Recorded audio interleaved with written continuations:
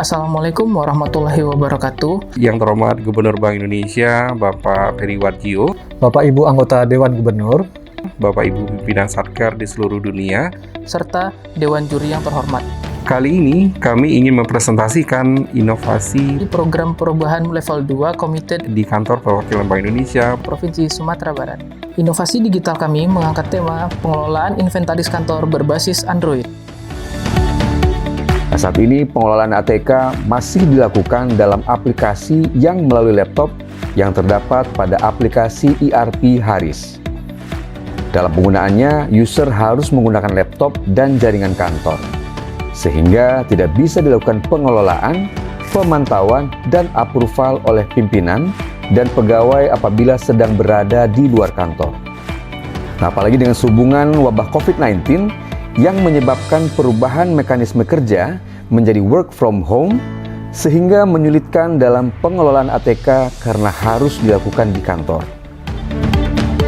pada saat ini pengelolaan inventaris kantor menggunakan ERP HRIS. Namun pada prakteknya masih terdapat kendala seperti Yang pertama, sulit diakses. Dengan mengakses ERP Haris membutuhkan usaha lebih selain harus membawa laptop yang terbilang cukup besar. Tetap juga pemantauan dalam aplikasi masih terbilang rumit dikarenakan pilihan menu yang beragam untuk mengakses informasi yang dibutuhkan dan hanya dapat digunakan dengan menggunakan jaringan kantor. Yang kedua, tidak efektif dan efisien. Dalam pengoperasian pemeriksaan ATK pada gudang ATK saat ini, selain dilaksanakan dengan pemeriksaan dengan membawa print hasil pemeriksaan, juga dapat menggunakan laptop. Nah, hal ini tidak efisien dan efektif karena dalam print hasil harus dilakukan perubahan pada aplikasi. Dan jika menggunakan laptop yang terbilang besar dan berat, di mana harus dibawa ke gudang ATK di kantor dan jaringan yang tidak dapat dijangkau. Yang ketiga, revolusi industri 4.0. Era digital 4.0 sangat membutuhkan akses yang cepat, mudah, dan dapat dilakukan di mana saja. Nah, dengan adanya era 4.0, maka akan sangat mendukung implementasi era digital 4.0 dalam pelaksanaan pekerjaan di satuan kerja.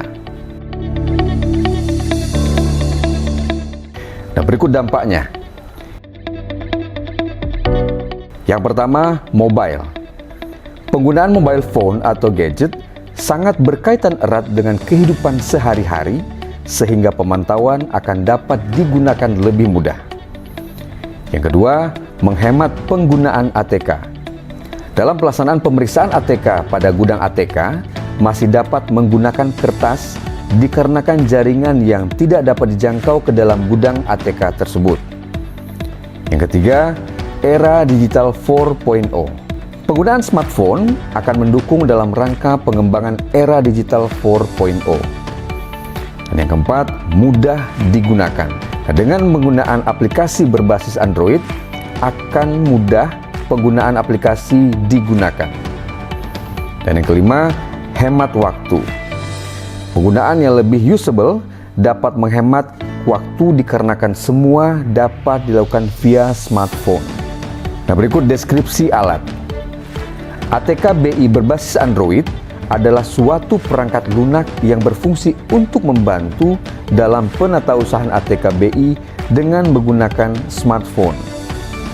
Nah, dengan membangun sistem informasi pengelolaan gudang ATK berbasis Android, maka akan mempermudah pemantauan untuk mengatasi perbedaan jumlah data barang dan mempermudah pengumpulan data untuk keperluan audit. Nah, berikut deskripsi detail alat. Yang pertama, Android Studio, kemudian bahasa pemrograman berbasis Java, bahasa pemrograman berbasis PHP, dan hosting menggunakan jaringan umum.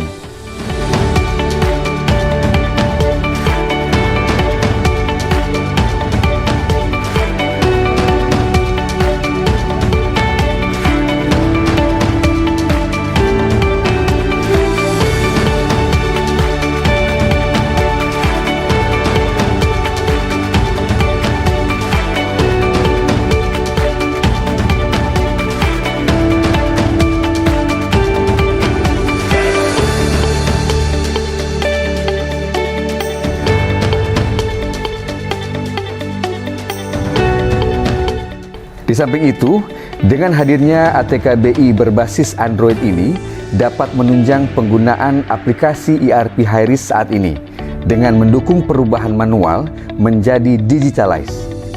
Perbandingan antara ERP HiRisk dengan ATK BI berbasis Android.